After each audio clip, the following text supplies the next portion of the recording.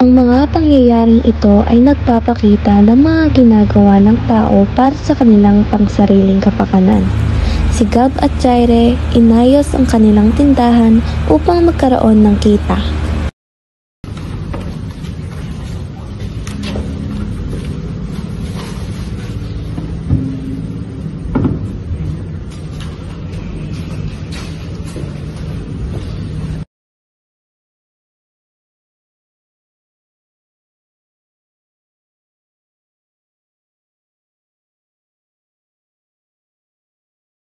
Habang si Lance at Kevin ay bumili ng sa kanila upang mayroon silang gamitin para sa kanilang mga gawain. Ate, magkano yung notebook niya tapos ballpen? Ballpen lang po, isa. Notebook Pabili nga ako. Ilang? Isa lang. Tapos dalawa pong notebook. Ikaw, printed. Ilang? Dalawang ballpen pogi. Tapos dalawang notebook.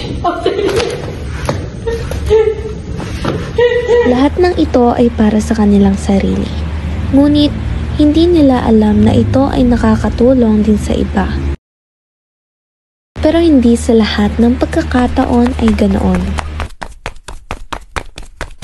May isang pangyayari na binigay ni Catherine ang naiwang notebook ni Kevin noong siya ay nabangga sa hallway ng paaralan. Hindi man parehas ang nais iparating ng mga naunang pangyayari sa pagbili nila Kevin hanggang sa pagtulong ni Catherine. Parehas naman ito ng nais iparating. Ito ay ang kabutihang para sa lahat.